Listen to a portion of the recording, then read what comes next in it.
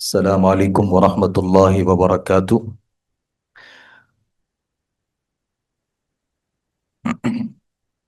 الحمد للہ والصلاة والسلام علی رسول اللہ۔ رب اشرح لی صدری ویسر لی امری واحلل عقدۃ من لسانی یفقهوا قولی۔ رب زدنی علما۔ خلاصہ تفسیر قرآن میں آج 28واں پارہ ہے۔ 28ویں پارے میں 9 صورتیں ہیں اور یہ تمام کی تمام مدنی صورتیں ہیں، اور ان کا مجموعی مضمون خانگی زندگی اور معاشرتی جو تعلقات ہوتے ہیں، لوگوں کے ساتھ جو تعلقات ہیں وہ کیسے ہونے چاہیے، جس میں مسلمان بھی کافر بھی، گھریلو جو زندگی ہے اور باہر کے جو دوست احباب ہیں ان کے ساتھ تعلقات کیسے ہونے چاہیے۔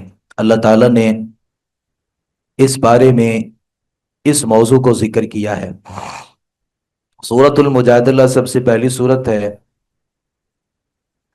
ایک عورت تھی خولہ رضی اللہ عنہا، ان کے شوہر نے غصے میں آ کے اپنی بیوی خولہ سے کہہ دیا کہ تو میرے لیے میری ماں کی طرح ہے۔ اور عرب کا دستور یہ تھا کہ اگر کوئی عورت کو اس کا خاوند یہ کہہ دیتا تو وہ خاوند پر حرام ہو جاتی تھی۔ اسے ہماری اصطلاح میں زہار کہتے ہیں۔ تو سیدہ خولہ کے خاوند نے جب یہ الفاظ تو پریشان ہوئی کہ بچے ہیں، نبی صلی اللہ علیہ وسلم کے پاس آئیں اور اپنا معاملہ رکھا اور کہا کہ کسی حل کی درخواست ہے آپ سے کہ آپ ہمارے معاملے کو حل فرما دیں کہ میرے خاوند نے اپنے اوپر مجھے حرام کر دیا ہے۔ جب وہ سرگوشی کر رہی تھی اور نبی صلی اللہ علیہ وسلم سے بات کر رہی تھی، اللہ رب العالمین نے یہ آیات نازل فرمائی، قد سمع اللہ قول التی تجادلک فی زوجہا وتشتکی الی اللہ۔ اللہ نے اس عورت کی بات سن لی جو تجھ سے اپنے خاوند کے بارے میں جھگڑ رہی تھی اور اللہ کی طرف شکایت کر رہی تھی۔ واللہ یسمع تحاورکما، اور اللہ تم دونوں کی گفتگو کو سن رہا تھا۔ اور پھر اللہ رب العالمین نے اس کا حل بتایا کہ اگر کوئی خاوند اپنی بیوی کو اپنے اوپر حرام کر لیتا ہے اور یہ کہہ دیتا ہے کہ تو میرے لیے میری ماں کی طرح ہے، میری بہن کی طرح ہے، خالہ کی طرح ہے، تو الذین یظاہرون منکم من نسائہم ما ہن امہاتہم ان امہاتہم الا اللہ ولدنہم۔ اللہ فرماتے ہیں جن عورتوں سے تم زہار کرتے ہو نا، اپنے اوپر حرام کرتے ہو اور مائیں کہہ دیتے ہو، وہ تمہاری ماں نہیں ہوتی۔ تمہاری مائیں وہی ہیں جنہوں نے تمہیں جنا ہے، البتہ جنہوں نے یہ بات کہی انہوں نے بہت غلط بات کہی اور جھوٹی بات کہی۔ لہٰذا اگر کوئی آدمی اپنی بیوی سے ایسا کام کر لیتا ہے تو اسے چاہیے کہ ایک غلام جو ہے وہ آزاد کرے، ایک غلام آزاد کرے اور اپنی بیوی کی طرف رجوع کر لے۔ اور اگر وہ ایک غلام آزاد کرنے کی استطاعت نہیں رکھتا تو 2 مہینوں کے مسلسل روزے رکھے، اور اس میں کوئی تعطل نہیں ہونا چاہیے، یعنی ایسا نہیں ہے کہ کچھ روزے رکھ لیے پھر چھوڑ دیے پھر آگے جا کچھ روزے رکھ لیے، نہیں، 2 مہینے کے مسلسل روزے رکھنے ہیں۔ اور جو اس کی بھی طاقت نہیں رکھتے پھر اسے چاہیے کہ وہ 60 مسکینوں کو کھانا کھلا دے اور اپنی اس بیوی کے ساتھ تعلق قائم کر لے، اس سے رجوع کر لے۔ آگے اللہ رب العالمین نے تذکرہ کیا کہ جو یہودی ہیں نا اور منافقین، ان کی آپس میں بڑی دوستی ہے، یہودیوں کی اور منافقوں کی آپس میں بہت دوستی ہے۔ یہودی جو تھے نا وہ مال و دولت اور جائیداد کے اعتبار سے عرب میں بڑے مالدار سمجھے جاتے تھے، جبکہ مسلمان جو عرب قبائل تھے وہ بڑے غریب تھے، اور مہاجرین جو آئے تھے مکہ سے ہجرت کر کے، یہ ان کا بوجھ بھی اپنے اوپر اٹھائے ہوئے تھے، تو منافقین جو تھے انہوں نے اپنے آپ کو اس بوجھ سے آزاد کیے ہوا تھا، بلکہ مسلمانوں کی نسبت یہودیوں سے ان کے زیادہ تعلق تھے، اور ان کی دوستی پر وہ فخر بھی کرتے تھے کہ ہمارے یہودیوں سے ایک اچھے تعلقات ہیں۔ اللہ تعالیٰ فرماتے ہیں الم تر الی الذین تولوا قوما غضب اللہ علیہم، کیا تو نے ان لوگوں کو نہیں دیکھا جنہوں نے ان لوگوں کو دوست بنا لیا جن پر اللہ غصے ہو گیا، نہ وہ تم سے ہیں اور نہ ان سے ہیں، یعنی ان کا تمہارے ساتھ یا ان کے ساتھ کوئی تعلق نہیں ہے۔ وَيَحْلِفُونَ عَلَى الْكَذِبَ، اور وہ جھوٹ پر قسمیں بھی اٹھاتے ہیں، وَهُمْ يَعْلَمُونَ، جبکہ وہ جانتے بھی ہیں۔ ایسے منافقوں کے لیے اللہ رب العالمین نے بہت بڑا عذاب تیار کر کے رکھا ہے۔ آگے اللہ تعالیٰ نے اس سورہ مبارکہ میں آداب مجلس بیان کیے کہ مجلس کے کچھ آداب ہوتے ہیں، اور جہاں ہم نے بیٹھنا ہوتا ہے وہاں کے کچھ حقوق ہوتے ہیں جن کی رعایت کرنا ضروری ہوتا ہے۔ اللہ رب العالمین نے تذکرہ کیا کہ یا ایہا الذین آمنوا اذا تناجیتم فلا تتناجوا بالاثم والعدوان ومعصیت الرسول، ایمان والو جب تم سرگوشی کرو گے تو گناہ اور زیادتی اور رسول صلی اللہ علیہ وسلم کی نافرمانی والی سرگوشی نہیں کرنی۔ اگر آپ نے سرگوشی کرنی ہے تو وہ نیکی اور تقوی والی ہونی چاہیے۔ انما النجوى من الشیطان، یہ جو سرگوشیاں ہوتی ہیں نا یہ شیطان کی طرف سے ہوتی ہیں۔ منافقین جو تھے نا وہ مسلمانوں کے پاس بیٹھتے اور آپس میں کانوں میں چھوٹی چھوٹی باتیں کرتے رہتے ہیں۔ اللہ فرماتے ہیں اس سے لیحزن الذین آمنوا، اس سے اہل ایمان کو تکلیف ہوتی تھی، یعنی منافق مسلمانوں کے پاس بیٹھتے اور آپس میں باتیں کرتے رہتے، تو یہ اللہ رب العالمین کے نزدیک پسندیدہ بات نہیں ہے۔ اللہ تعالیٰ نے فرمایا مجلس میں جب بیٹھنا ہے اذا قیل لکم تفسحوا فی المجالس فافسحوا، جگہ نہیں ہے اور کوئی آدمی باہر سے آیا اور اس نے کہا کہ تم تھوڑا سا سائڈ پہ ہو جاؤ، تو اسے چاہیے کہ اس کے لیے وہ جگہ چھوڑ دے۔ یفسح اللہ لکم، اللہ رب العالمین جو ہے نا وہ آپ کے لیے وسعت پیدا فرما دے گا۔ وَإِذَا قِيلَ انشُزُوا فَانشُزُوا يَرْفَعِ اللَّهُ الَّذِينَ آمَنُوا مِنْكُمْ، اور اگر کسی آدمی سے یہ کہہ دیا جائے کہ تم مجلس سے اٹھ کے چلے جاؤ تو اسے اٹھ کے چلے جانا چاہیے، یہ اس آدمی کے لیے بہتر ہے۔ تو آداب مجلس کا ذکر کرنے کے بعد اللہ رب العالمین نے دشمنی اور دوستی کا جو معیار ہے نا وہ فرمایا کہ وہ اللہ کی ذات ہے، یعنی مسلمان جو ہوتا ہے نا وہ کسی سے اگر محبت کرتا ہے تو اللہ کے لیے کرتا ہے، اگر کسی سے نفرت کرتا ہے تو وہ بھی اللہ تعالیٰ کے لیے کرتا ہے، یعنی ہماری محبتیں اور ہماری جو نفرتیں ہیں یہ اللہ کے لیے ہونی چاہیے۔ اللہ تعالیٰ فرماتے ہیں لا تجد قوما یؤمنون باللہ والیوم الآخر، تو ان لوگوں کو جو اللہ آخرت پر ایمان نہیں رکھتے نہیں پائے گا کہ وہ ان لوگوں سے دوستی رکھتے ہوں جنہوں نے اللہ اور اس کے رسول کی مخالفت کی، پھر وہ بھلے ان کے باپ ہوں، بیٹے ہوں، بھائی ہوں یا خاندان ہوں۔ اللہ فرماتے ہیں کہ جو اہل ایمان ہوتے ہیں نا وہ لوگوں سے تعلق رشتہ داری کی وجہ سے نہیں نبھاتے، لوگوں سے جو تعلق ہے وہ مال و دولت کی وجہ سے نہیں رکھتے، بلکہ وہ اللہ کے لیے رکھتے ہیں، اور جو اللہ کا نہیں ہے پھر وہ بھلے باپ ہے، بھائی ہے، بیٹا ہے، رشتہ دار ہے، اس سے ان کا کوئی تعلق نہیں ہوتا۔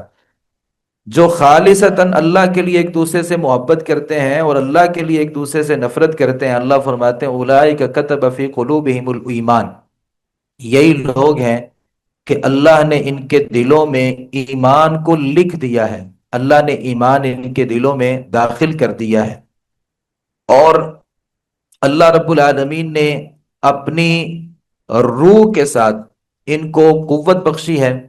اللہ انہیں ایسے باغات میں داخل کرے گا جن کے نیچے سے نہریں بہتی ہیں، خالدین فیہا، اس میں ہمیشہ رہیں گے، رضی اللہ عنہم ورضوا عنہ، یہ اللہ سے راضی اور اللہ ان سے راضی۔ اولئک حزب اللہ، جو اللہ کے لیے محبت کرتے ہیں اور اللہ ہی کے لیے نفرت کرتے ہیں، اللہ فرماتے ہیں اولئک حزب اللہ، یہ اللہ کا گروہ ہے، یہ اللہ کی جماعت ہے اور یہ اللہ کی پارٹی ہے۔ الا ان حزب اللہ المفلحون، اللہ کا جو گروہ ہوتا ہے نا، اللہ تعالیٰ فرماتے ہیں وہی صحیح معنوں میں کامیاب ہوتے ہیں۔ آگے سورۃ الحشر ہے۔ سورۃ الحشر جو ہے نا، آپ کو پتا ہے کہ مدینے میں 3 قبیلے آباد تھے، اور ان کے آباء و اجداد نے فلسطین سے ہجرت کی تھی، اور یہ یہودی تھے۔ ہجرت اس لیے کی تھی کہ ہم مدینہ جائیں گے، اور یہ پتہ تھا کہ اللہ رب العالمین نے کسی نبی کو وہاں پہ بھیجنا ہے عرب کی سرزمین میں، اور جیسے ہی وہ نبی آ جائے گا تو ہم اس کے اوپر ایمان لائیں گے۔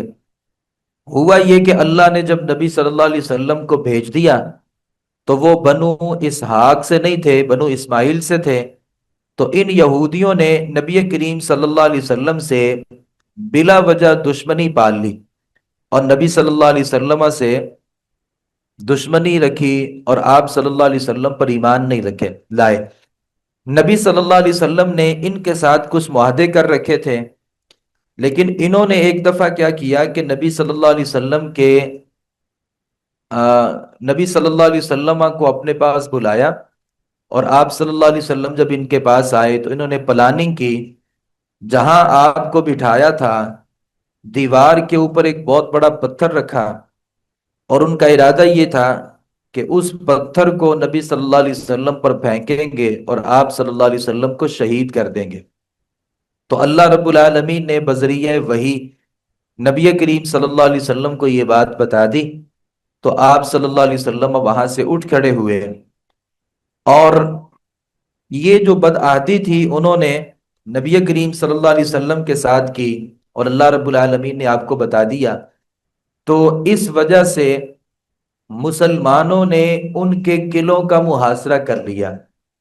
تھوڑے ہی دن گزرے تھے کہ قلعوں میں معصور ہونے کی وجہ سے انہوں نے جان بخشی کی صورت میں جلاب وطنی پر آمادگی کا اظہار کیا، اور کہا کہ اگر ہمیں آپ یہاں سے نکال دیں زندہ تو ہم اپنے علاقے اور قلعے جو ہیں وہ آپ کو دے دیں گے۔ اور آپ صلی اللہ علیہ وسلم نے اس بات کو قبول کر لیا۔ وہ لوگ مدینہ سے نکلے اور خیبر میں جا کر کے آباد ہو گئے۔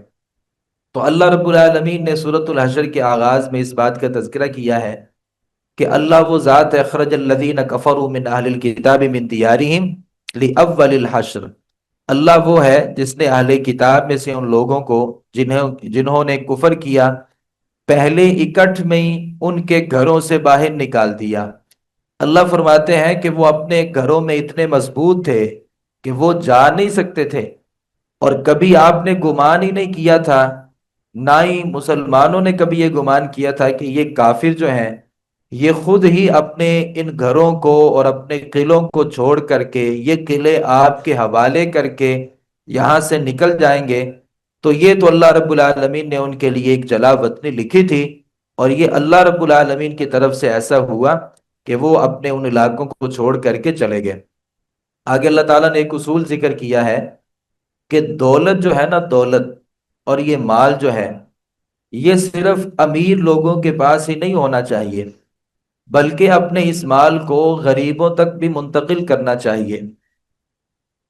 مال اور دولت پہ اگر امیروں کا حق ہے تو غریبوں کا بھی ایک حق ہوتا ہے، لہٰذا غریبوں کو بھی اپنے ان مال میں شریک کرنا چاہیے۔ اللہ تعالیٰ نے فرمایا ما افاء اللہ علی رسولہ من اہل القری، جو کچھ بھی اللہ نے ان بستیوں والوں میں سے اپنے رسول پر لٹایا تو وہ مال جو ہے وہ اللہ کے لیے ہے، ولی رسول رسول کے لیے ہے، ولی ذی القربا قرابت داروں کے لیے ہے، والیتامى یتیموں کے لیے بھی ہے، والمساکین اور مسکینوں کے لیے بھی ہے، وابن السبیل اور مسافروں کے لیے، کئی لا یکون دولتم بین الاغنیاء منکم، تاکہ وہ تم میں سے مالداروں کے درمیان ہی گردش کرنے والا نہ ہو۔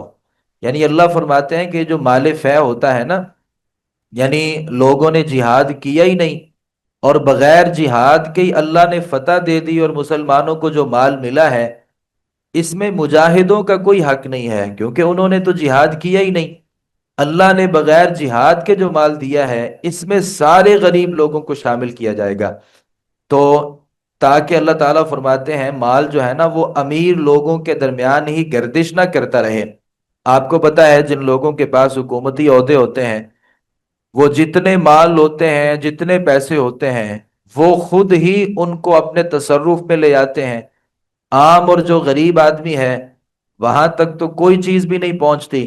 تو اللہ تعالیٰ فرماتے ہیں کہ مال جو ہے نا اسے سارے لوگوں تک پہنچانا چاہیے۔ آگے اللہ تعالیٰ نے انصار جو صحابہ کرام تھے ان کی بڑی تعریف فرمائی، کیونکہ انہوں نے مہاجرین کا بوجھ اٹھایا، اپنے مال، ان کے لیے اپنے مال کی تجوریاں کھولیں اور اپنے معاملات میں انہیں شریک کیا۔ اللہ تعالیٰ فرماتے ہیں للفقراء المہاجرین الذین اخرجوا من دیارہم واموالہم یبتغون فضلا من اللہ ورضوانا، یہ مال ان محتاج گھر بار چھوڑنے والوں کے لیے ہے جو اپنے گھروں اور مالوں سے باہر نکالے گئے، وہ اللہ کی طرف سے کچھ فضل اور رضا تلاش کرتے ہیں، اللہ اور اس کے رسول کی مدد کرتے ہیں۔ اولئک هم الصادقون، یہی سچے لوگ ہیں۔ والذین تبوؤا الدار والایمان من قبلہم یحبون من ہاجر الیہم، اور ان لوگوں کے لیے جنہوں نے اس سے پہلے اس گھر میں اور ایمان میں جگہ بنا لی، وہ ان میں سے محبت کرتے ہیں جو ہجرت کر کے ان کی طرف آئیں، اور ان کے سینوں میں اس چیز کی کوئی خواہش نہیں پاتے جو ان مہاجرین کو دی جائے، اور اپنے آپ پر ترجیح دیتے ہیں خواہ انہیں سخت قسم کی حاجت ہی کیوں نہ ہو، اور جو کوئی اپنے نفس کی حرص سے بچا لیا گیا فاولئک هم المفلحون، تو یہ کامیاب ہونے والے ہیں۔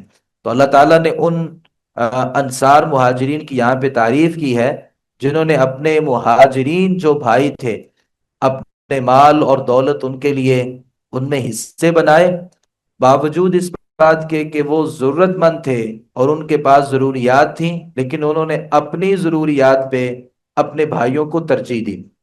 اللہ تعالیٰ نے آگے اس بات کا تذکرہ کیا کہ یا ایہا الذین آمنوا اتقوا اللہ ولتنظر نفس ما قدمت لغد، ایمان والو اللہ سے ڈرو، ہر شخص یہ دیکھے کہ اس نے کل کے لیے کیا کام کیا ہے، یعنی ہر شخص کو چاہیے کہ وہ یہ دیکھے کہ کل کے لیے میں نے کیا کیا ہے، یعنی آخرت کے لیے میرے پاس تیاری کیا ہے، اور میں نے آخرت کے لیے کون سی نیکیاں سنبھال کر کے رکھی ہیں۔ واتقوا اللہ، اللہ سے ڈریے، ان اللہ خبیر بما تعملون۔ سورۃ الحشر کے اختتام میں اللہ رب العالمین نے اپنے کچھ صفاتی نام بیان کیے ہیں۔ هو اللہ الذی لا الہ الا ہو، اللہ وہی ہے جس کے سوا کوئی معبود برحق نہیں ہے۔ عالم الغیب والشہادہ، ہر چھپی ہوئی چیز کو اور ظاہر چیز کو وہ جانتا ہے۔ هو الرحمن الرحیم، اللہ بہت ہی زیادہ رحم کرنے والا، بے حد مہربان ہے۔ هو اللہ الذی لا الہ الا ہو، اللہ کے علاوہ کوئی عبادت کے لائق نہیں ہے۔ لا الہ الا ہو، وہ اکیلا ہے۔ هو الملک، وہ بادشاہ ہے۔ القدوس، نہایت پاک ہے۔ السلام، سلامتی والا ہے۔ المؤمن، امن دینے والا ہے۔ المہیمن، نگہبان ہے۔ العزیز، غالب ہے۔ الجبار، اپنی مرضی چلانے والا ہے۔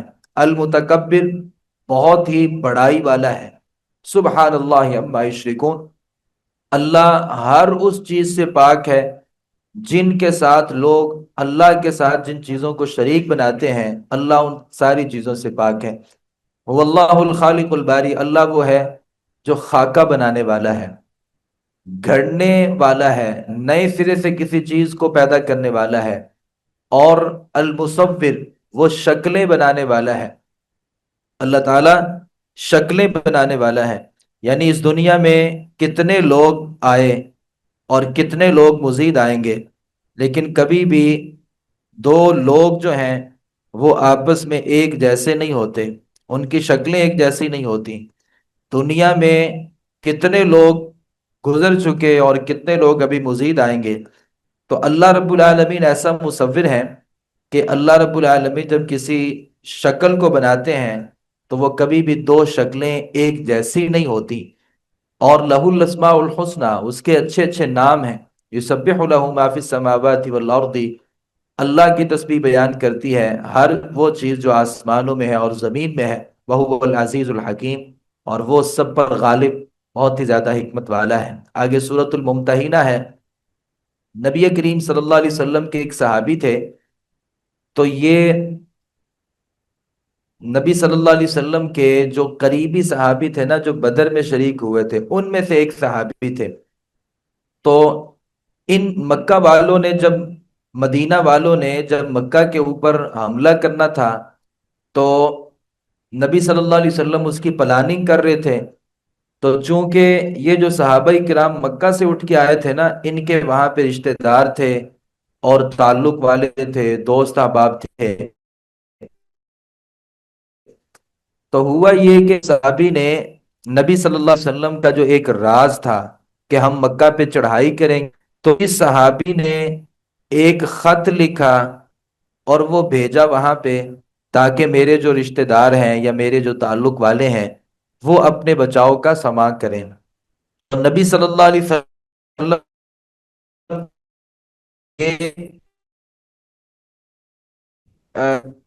کے سسٹم تھا، وہ بڑا مضبوط تھا،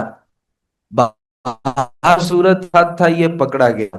اور اس صحابی سے نبی صلی اللہ علیہ وسلم نے پوچھا کہ تم نے یہ حرکت کیوں کی ہے؟ نبی نے کہا اللہ کے نبی، میرا تعلق ہے اور میں یہ چاہتا تھا کہ ان کی حفاظت ہو جائے۔ تو اللہ رب العالمین نے یہ آیات نازل فرمائی، یا ایھا الذین آمنوا لا تتخذوا عدوی وعدوکم، میرے اور جو تمہارے دشمن ہیں نا ان کو آپس میں تم نے ان سے دوستی نہیں کرنی۔ جو میرے دشمن ہیں کافر اور تمہارے جو دشمن ہیں کافر، تم نے ان کے ساتھ دوستی نہیں کرنی۔ تلقون الیہم بالمودہ، تم ان کی طرف دوستی کا پیغام بھیجتے ہو۔ وقد کفروا بما جاءکم من الحق، حالانکہ وہ کفر کرنے والے ہیں اس حق کا، انکار ہیں اللہ نے اس حق کو تمہاری طرف بھیجا ہے اور نازل فرمایا ہے۔ یعنی وہ اپنے دین میں اس قدر سخت ہیں کہ وہ تمہارے دین کو تسلیم نہیں کرتے، اور تم ان کی طرف جو ہے وہ دوستیوں کے پیغام بھیجتے ہو۔ تو اللہ تعالیٰ فرماتے ہیں ان کے ساتھ جو دوستی ہے وہ دوستی اختیار نہیں کرنی۔ یخرجون الرسول و ایاکم، انہوں نے تمہیں مکہ سے نکالا اور رسول صلی اللہ علیہ وسلم کو بھی مکہ سے نکالا،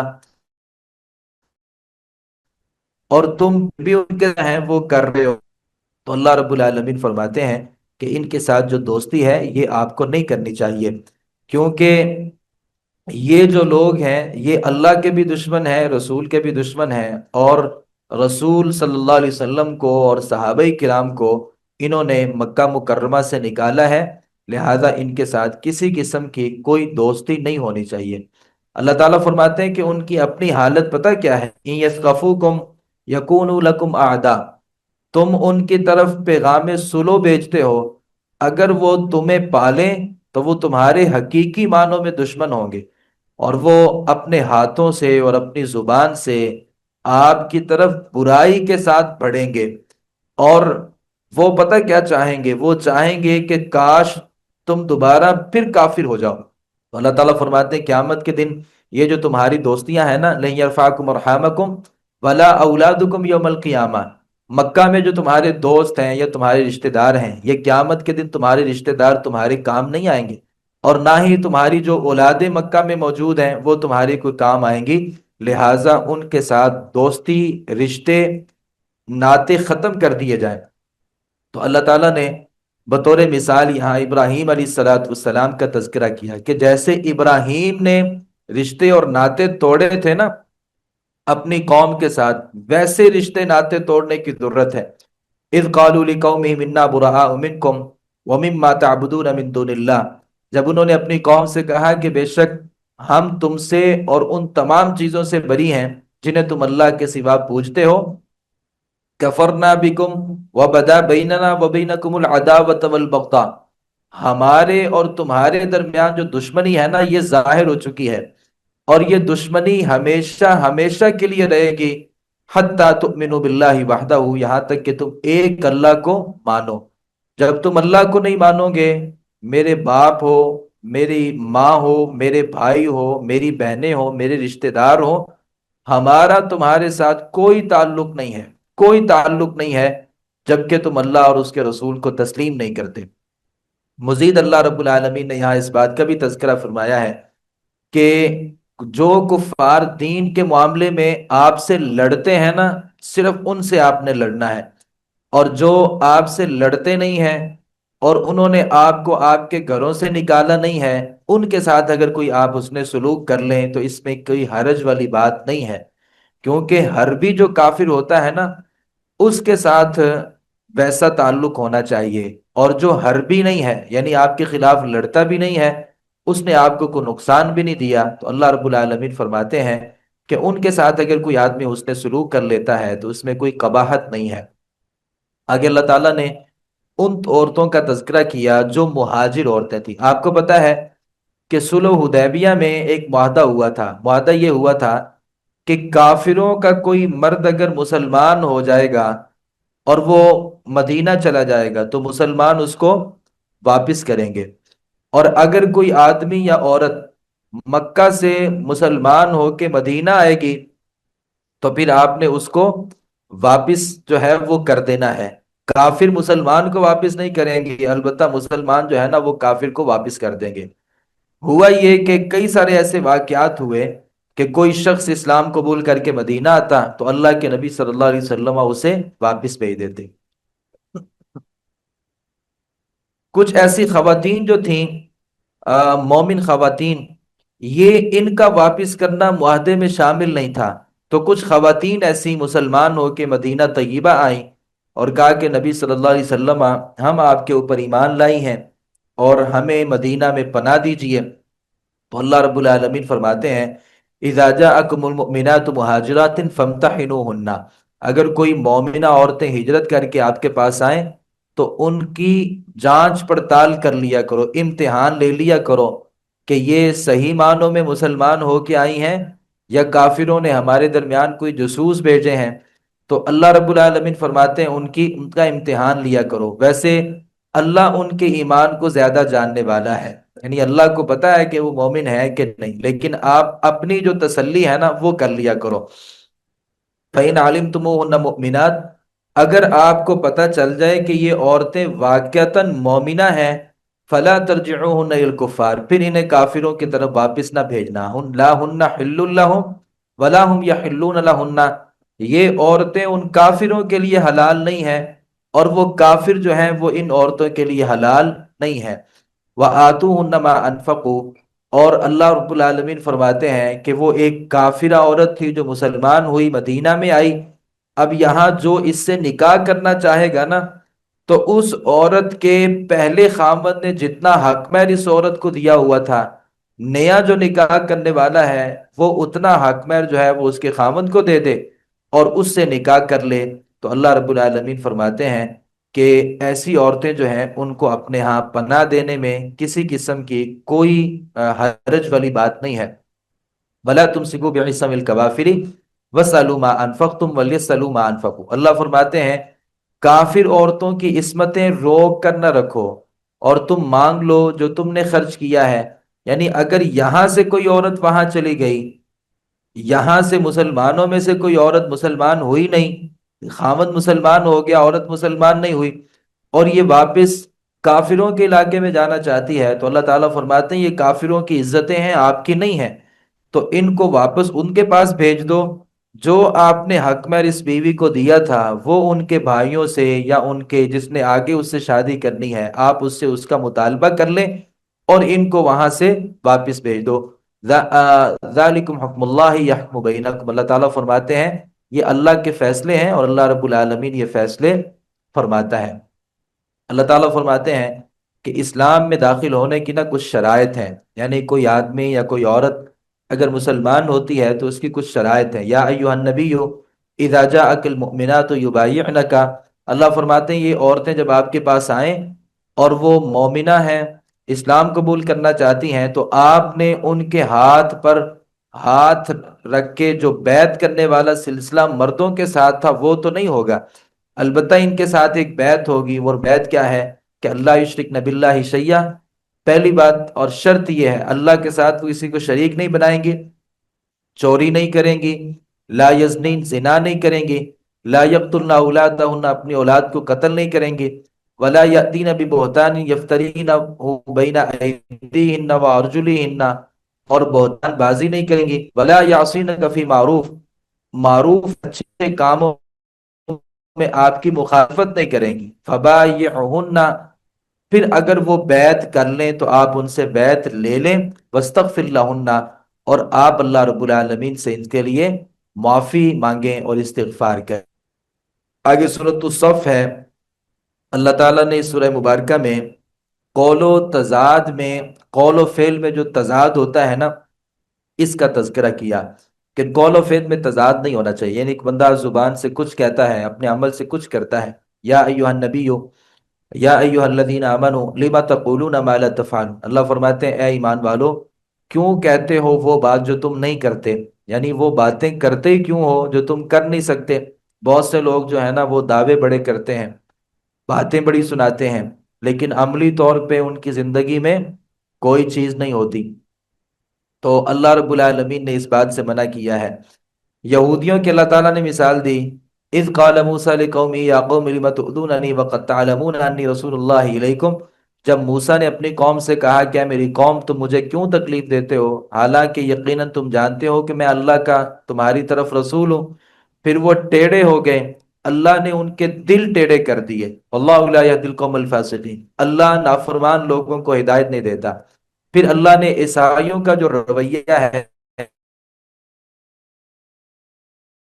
उसकी मिसाल जिक्र की। वक़ाल इब्न मरियम या बनी इसराइल, और जब ईसा इब्न मरियम ने कहा है बनी इसराइल, बिलाशुबा मैं तुम्हारी तरफ अल्लाह का रसूल हूँ, उसकी तस्दीक करने वाला हूँ जो मुझसे पहले तौरात की सूरत में है, और एक रसूल की बशारत देने वाला हूँ जो मेरे बाद आएगा, इस्मुहु अहमद, उसका नाम अहमद होगा। फलम्मा जाअहुम बिल बय्यिनाति, और जब नबी उनके पास आ गए वाज़े दलाइल लेकर के, उन्होंने कहा ये तो जादूगर है।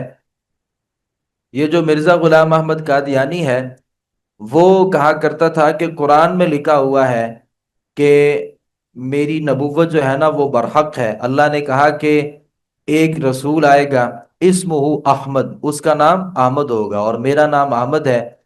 और वो नबी सल्लल्लाहु अलैहि वसल्लम की नबूवत का कभी कभार इनकार कर दिया करता था, क्योंकि वो कहता था कि कुरान ने कहा कि उसका नाम अहमद होगा, जबकि नबी सल्लल्लाहु अलैहि वसल्लम का नाम तो मोहम्मद था। मेरा नाम अहमद है, लिहाजा इससे मुराद मैं हूं। हालांकि उसका नाम अहमद नहीं था, उसका नाम गुलाम अहमद था। गुलाम अहमद नाम में और अहमद नाम में फर्क है। नबी सल्लल्लाहु अलैहि वसल्लम के कई सारे नाम थे, और उन नामों में से एक नाम अहमद भी था। अल्लाह ताला ने आगे तज़किरा किया है, इस्लाम जो है ना वो हर सूरत गालिब होकर रहेगा। युरीदून लियुत्फिउ नूरल्लाहि बिअफ़वाहिहिम, वो चाहते हैं कि अल्लाह के नूर को अपने मुंहों के साथ बुझा दें, लेकिन ऐसा तो नहीं होगा। वल्लाहु मुतिम्मु नूरिही, अल्लाह अपने नूर को पूरा करने वाला है, अगरचे काफिर नापसंद करें। आपको पता होना चाहिए, मुझे ऐसे जो केस हैं या ऐसी मिसालें तकरीबन ना होने को मिलती हैं कि किसी मुल्क में, यानी ये इस्लामी मुल्क है, तो यहाँ किसी मुसलमान ने हिंदुइज्म को कबूल कर लिया हो, ऐसी कोई मिसाल नहीं मिली। किसी मुसलमान ने यहूदियत को तैयार कर हो, मैंने जिंदगी में ऐसा कोई वाक्य नहीं सुना। कि मुसलमान ईसाई हो गया हो, मैंने ऐसा कभी नहीं सुना। न किसी मुस्लिम मुल्क के अंदर, ममालिक यहाँ पे इस्लाम है, जो इस्लामी रियासतें नहीं हैं। अलबत्ता ये मिसालें भी हैं, और हर रोज ऐसी मिसालें पैदा होती हैं कि कोई ईसाई था उसने कलीमा पढ़ लिया, कोई हिंदू था वो मुसलमान हो गया, कोई यहूदी था और अल्लाह ने उसको इस्लाम की तौफीक दे दी। ऐसी बेशुमार मिसालें हैं। और ईसाइयों में ऐसे लोग जो मुसलमान हुए, उनकी मिसालें सबसे ज्यादा है। रब्बुल आलमीन फरमाते हैं, यही अल्लाह का वादा है कि अल्लाह अपने दीन को गालिब करना चाहता है। अल्लाह का जो दीन है वो गालिब होकर रहेगा। काफिर चाहते हैं कि वो अल्लाह के इस दीन को, नूर को अपने मुंहों की फूंक से, फूंकों से इन चिरागों को बुझा दें, लेकिन ऐसा नहीं होगा। अल्लाह रब्बुल आलमीन ने नबी रसूल को भेजा इसलिए है कि वो अपने को सारे के सारे अदियान पर गालिब कर दे। वलो करिहल मुशरिकून, अगरचे मुशरिकों की बात पसंद नहीं है। आगे अल्लाह ताला ने एक तिजारत का तज़किरा किया جو تجارت بڑی خوبصورت ہے، اور وہ تجارت سب سے نفع مند ہے، اور وہ تجارت ہے اللہ نے فرمایا کہ اس میں کسی قسم کا گھاٹا نہیں ہے، کوئی نقصان نہیں ہے، اس میں کبھی خسارہ تھا۔ اور وہ کیا ہے؟ یا ایہا الذین آمنوا، اے ایمان والو، هل ادلکم علی تجارت، کیا میں ایسی تجارت کی طرف تمہاری رہنمائی نہ کروں جو تمہیں دردناک قسم کے عذاب سے بچا لے؟ یہ ہے کہ تؤمنون باللہ ورسولہ، اللہ پر ایمان لاؤ، رسول پر، اللہ کے راستے میں جہاد کرو اپنے مال کے ساتھ، اپنے ساتھ، یہ تمہارے لیے بہتر ہے اگر تم جانتے ہو۔ یغفر لکم ذنوبکم، اللہ تمہارے گناہ بھی معاف کرے گا، اور تمہیں ایسے باغات میں داخل بھی کرے گا جن کے نیچے سے نہریں بہتی ہیں، ومساکن طیبہ، پاکیزہ جنت میں گھر آپ کو عطا کرے گا، اور وہ ہمیشگی کے باغات ہیں۔ ذالک الفوز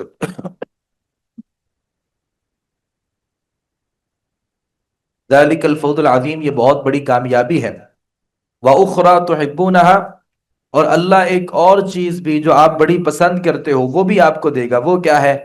نصر من اللہ وفتح قریب، اللہ کی مدد اور قریب فتح، اللہ رب العالمین یہ بھی آپ کو عطا کرے گا۔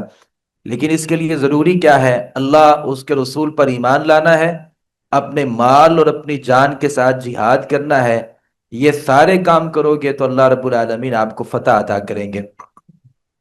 سورۃ الجمعہ ہے، آگے نبی کریم صلی اللہ علیہ وسلم جو ہے، یہ سیدنا ابو ہریرہ رضی اللہ عنہ فرماتے ہیں، انی سمعت وسلم یقرأ بہما یوم الجمعہ، نبی کریم صلی اللہ علیہ وسلم سورہ منافقون اور سورہ جمعہ، کبھی کبھار یہ جمعہ کی جو نمازیں ہیں ان میں ان کی تلاوت کیا کرتے تھے۔ اللہ تعالیٰ نے اس سورہ مبارکہ میں نبی کریم صلی اللہ علیہ وسلم کا تذکرہ کیا کہ هو الذی بعث فی الامیین رسولا، اللہ تعالیٰ نے ان ان پڑھوں میں سے ایک رسول بھیجا ہے جو انہی میں سے رسول ہے، ان کے اوپر تلاوت کرتا ہے اللہ تعالیٰ کی آیات کی، ان کا تزکیہ کرتا ہے، انہیں کتاب و حکمت کی تعلیم دیتا ہے، اور اس سے پہلے جو لوگ تھے وہ گمراہ تھے، تو یہ رسول کی ذمہ داریاں ہیں۔ تو اللہ رب العالمین نے یہاں یہودیوں کا ایک تذکرہ کیا کہ یہودی جو تھے نا، مثل الذین حملوا التوراۃ ثم لم يحملوها كمثل الحمار يحمل اسفارا، ان لوگوں کی مثال جن پر تورات کا بوجھ ڈالا گیا، انہوں نے اسے نہیں اٹھایا، گدھے کی مثال کی طرح ہے جو کئی کتابوں کا بوجھ تو اٹھائے ہوئے ہے۔ ان لوگوں کی مثال بری ہے جنہوں نے اللہ کی آیات کو جھٹلایا، اور اللہ ظالموں کو ہدایت نہیں دیتا۔ کچھ لوگوں کے پاس علم تو بہت زیادہ ہوتا ہے، کتابیں بھی بہت زیادہ ہوتی ہیں، کتابوں کا علم بھی زیادہ ہوتا ہے، گھر میں لائبریریاں بھری ہوتی ہیں، لیکن عمل نام کی کوئی چیز نہیں ہوتی۔ ان کی مثال گدھے جیسی ہے۔ گدھا کتابوں کو اٹھا تو سکتا ہے لیکن کتابوں سے رہنمائی حاصل نہیں کر سکتا۔ تو یہ گدھے کا جو کام ہے یہ یہودیوں کا کام تھا، اور مسلمانوں کو اس کام سے اجتناب کرنا چاہیے۔ آگے اللہ تعالیٰ نے جمعہ کا تذکرہ کیا، یا ایہا الذین آمنوا اذا نودی للصلاۃ، ایمان والو جب نماز کے لیے اذان دی جائے تو فسعوا الی ذکر اللہ، اللہ کے ذکر کی طرف لبکو، ذالکم خیر لکم ان کنتم تعلمون، یہ تمہارے لیے بہتر ہے اگر تم جانتے ہو۔ کچھ لوگوں نے کہا کہ اذان جمعہ کے بعد جو کاروبار ہے یہ حرام ہو جاتا ہے۔ یہ صحیح ہے بات کہ کاروبار نہیں کرنا چاہیے، اور بعض لوگوں نے یہ بھی کہا کہ جو اس کے بعد خرید و فروخت کے ذریعے جو پیسے آتے ہیں وہ کھانا جائز نہیں ہے، ان کا استعمال کرنا جائز نہیں ہے۔ تو بہر صورت یہ باتیں تو درست ہیں کہ اذان جمعہ کے بعد کاروبار نہیں کرنا چاہیے، اللہ رب العالمین نے روکا ہے۔ اور جب نماز پڑھ لو، فانتشروا فی الارض وابتغوا من فضل اللہ، پھر زمین میں پھیل جاؤ اور اللہ کے فضل کو تلاش کرو۔ تو جمعہ کا جو دن ہے یہ باعث برکت ہے، مسلمانوں کی عید کا دن ہے، اس میں کاروبار کرنا چاہیے، اور بہت اچھے طریقے سے کرنا چاہیے، اللہ کے فضل کو تلاش کرنا چاہیے۔ اللہ نے یہاں پہ اس بات کا ذکر کیا ہے کہ زمین میں پھیل جاؤ اور اللہ کے فضل کو تلاش کرو، تو جمعہ کے بعد جو ہے وہ کاروبار کرنا چاہیے، جمعہ کے دوران جو ہے وہ نہیں کرنا چاہیے۔ آگے سورۃ المنافقون ہے۔ آپ کو پتا ہے کہ مدینہ میں بڑے سارے منافقین تھے، مکہ میں تو منافقین نہیں تھے، یہی وجہ ہے کہ مکی صورتوں میں منافقین کے تذکرے نہیں ہیں، مدنی صورتوں میں منافقین کے تذکرے ہیں، اور مدینہ میں بہت سارے منافقین تھے۔ رئیس المنافقین تھا عبداللہ جو تھا، اور اس سے آگے کئی سارے اس کے لوگ تھے۔ تو یہ جو منافق تھے نا، یہ نبی صلی اللہ علیہ وسلم کے پاس آتے اور آ کے قسمیں اٹھاتے، اور قسمیں اٹھا کے کہتے کہ آپ اللہ کے رسول ہیں، ہم آپ کو اللہ کے رسول مانتے ہیں، اور ہم آپ کے شانہ بشانہ کھڑے ہیں، جہاں آپ کو ہماری ضرورت ہوگی ہم آپ کے ساتھ، آپ ہمیں اپنے ساتھ پائیں گے۔ تو اللہ فرماتے ہیں اذا جاءک المنافقون، جب منافق آپ کے پاس آتے ہیں نا، قالوا نشہد انک لرسول اللہ، آگے پتہ کیا کہتے ہیں؟ ہم اس بات کی گواہی دیتے ہیں کہ آپ اللہ کے رسول ہیں۔ اللہ فرماتے ہیں اللہ بھی جانتا ہے کہ آپ اللہ کے رسول ہیں۔ واللہ یشہد ان المنافقین لکاذبون، اللہ فرماتے ہیں جیسے منافق گواہی دیتے ہیں نا کہ آپ اللہ کے رسول ہیں، اللہ کہتے ہیں میں بھی اس بات کی شہادت دیتا ہوں کہ جو منافق ہے نا یہ جھوٹے ہیں، انہم لکاذبون، یہ منافق جھوٹے ہیں۔ اتخذوا ایمانہم جنۃ فصدوا عن سبیل اللہ، انہوں نے اپنی قسمیں اٹھا رکھی ہیں، بات بات پہ قسم اٹھاتے ہیں اور قسم کو اپنے لیے ڈھال بنا لیا ہے، تو لوگ ان کی باتوں کے اوپر یقین کر لیتے ہیں، جبکہ اللہ فرماتے ہیں یہ ایسے لوگ ہیں جو ایمان لاتے ہیں ثم کفروا، پھر یہ کفر کرتے ہیں، فطبع علی قلوبہم، تو اللہ رب العالمین فرماتے ہیں کہ ان کے جو دل ہے نا ان کے اوپر مہریں لگا دی گئی ہیں، لہذا یہ ایمان نہیں لائیں گے۔ وَإِذَا رَأَيْتَهُمْ تُعْجِبُكَ أَجْسَامُهُمْ، اللہ تعالیٰ فرماتے ہیں منافق ہے نا،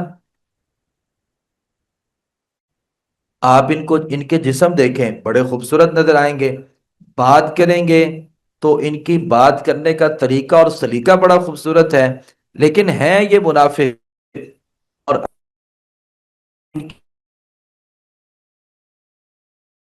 کی پہچان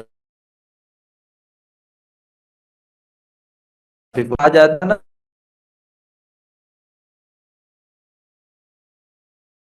ساؤ رسول تمہاری ایسے کریں گے ایمان لاؤ، تو یہ کیا کرتے ہیں اپنا منہ موڑ لیتے ہیں اور ادھر ادھر نکل جاتے ہیں اور تکبر کرتے ہیں۔ اللہ فرماتے ہیں آپ ان منافقوں کے لیے استغفار کریں یا استغفار نہ کریں، اللہ فاسق لوگوں کو کبھی بھی ہدایت نہیں دیتا۔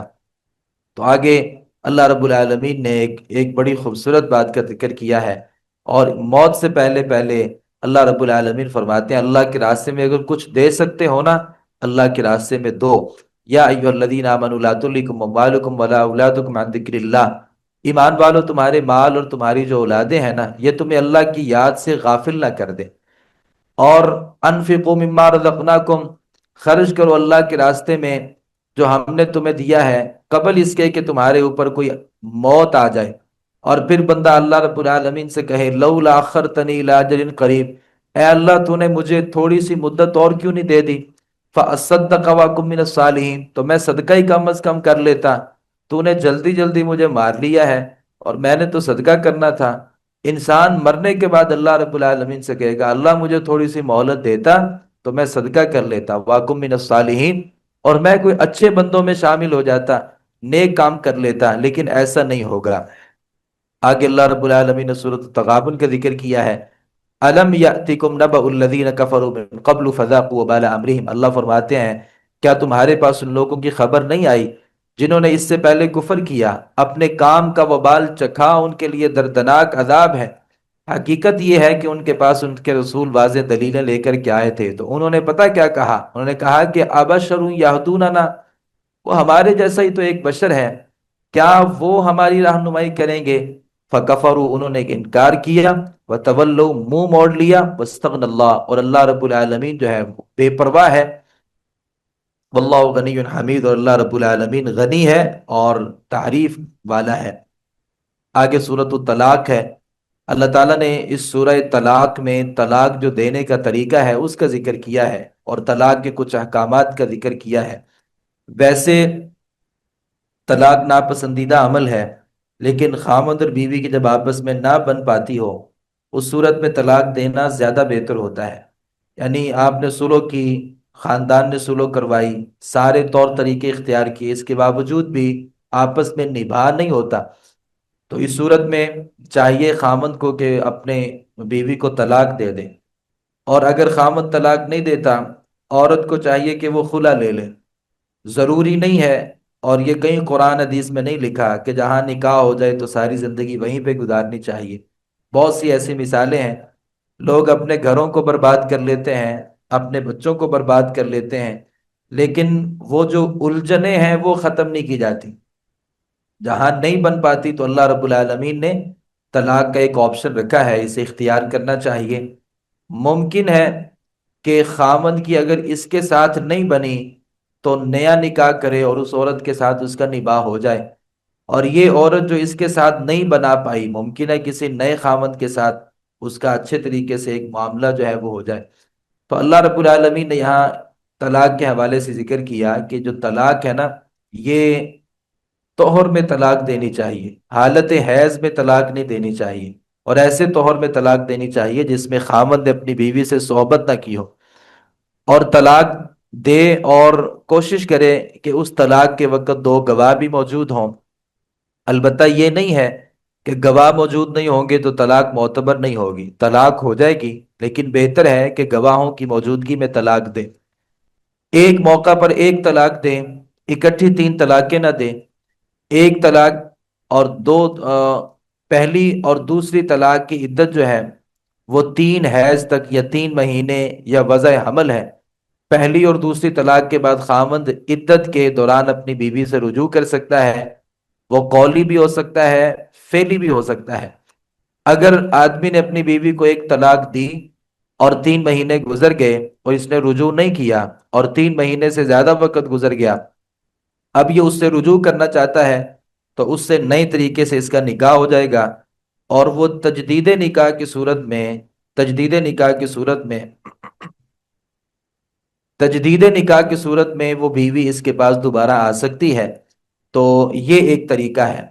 اور اگر یہ آدمی اپنی ساری طلاقیں دے دیتا ہے اور ایک طلاق کے بعد رجوع کرتا ہے، پھر دوسری طلاق دیتا ہے، پھر رجوع کر لیتا ہے، پھر تیسری طلاق دیتا ہے، اب دوبارہ اس کے پاس رجوع کا جو اختیار ہے وہ نہیں ہے۔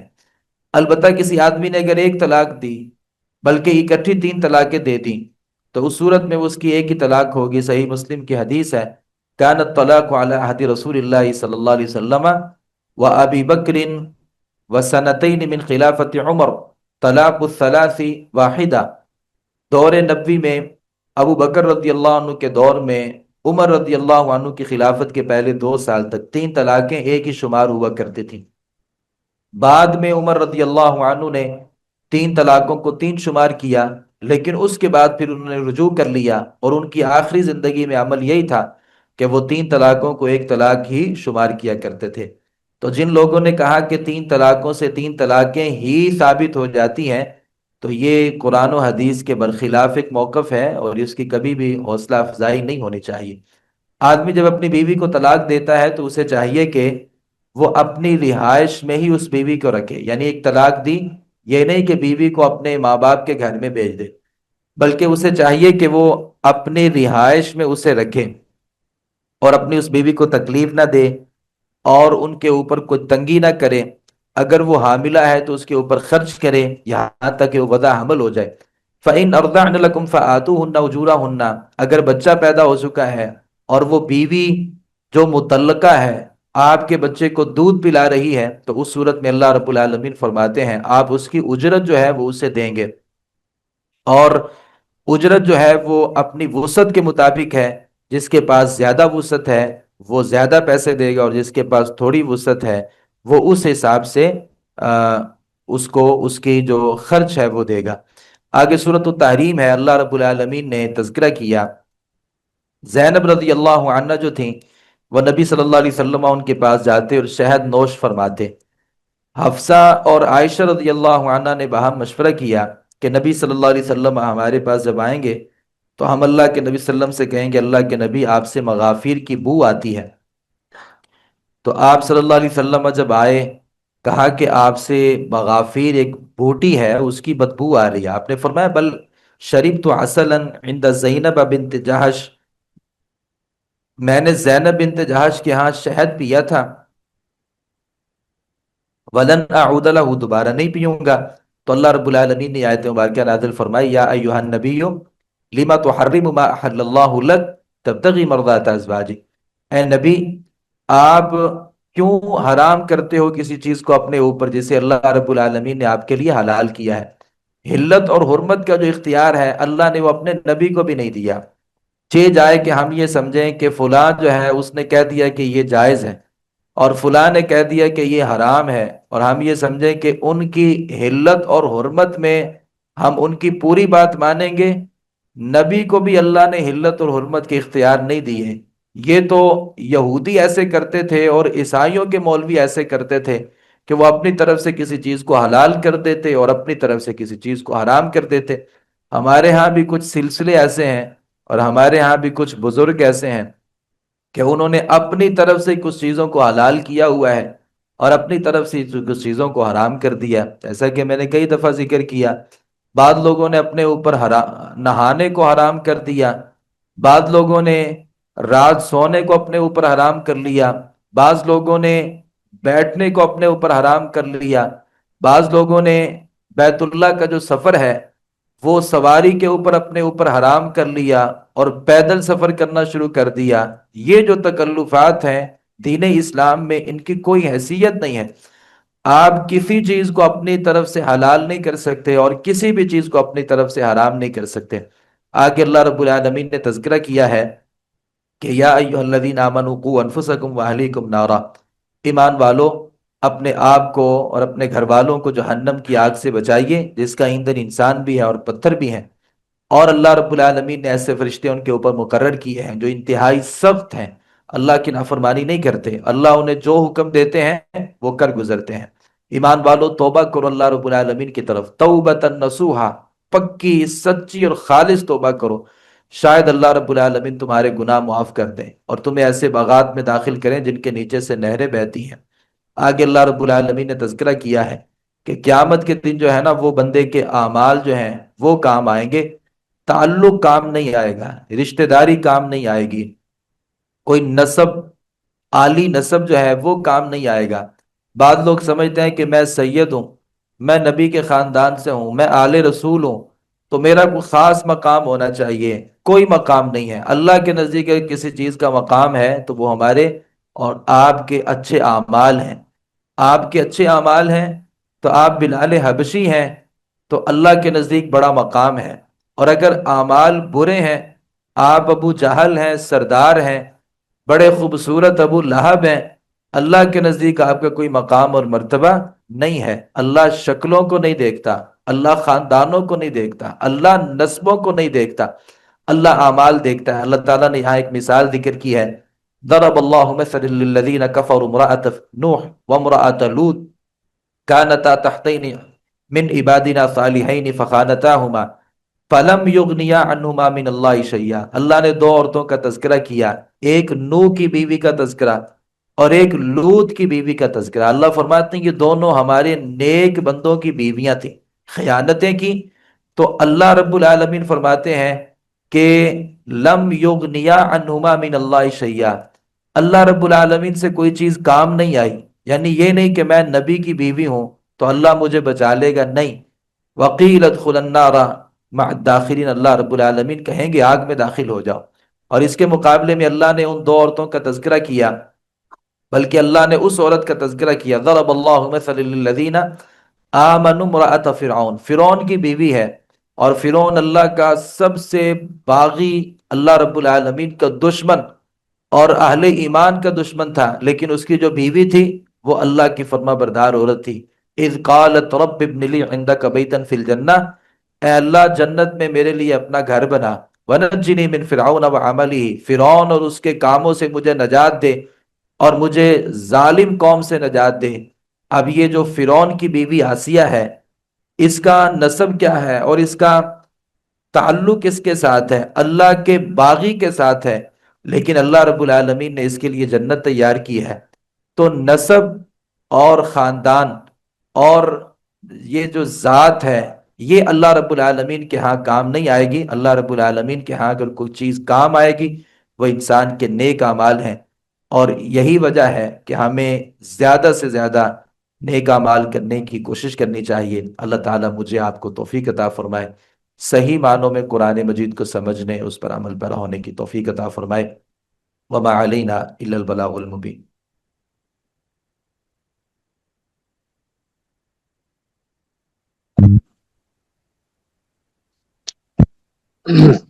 السلام علیکم ورحمۃ اللہ۔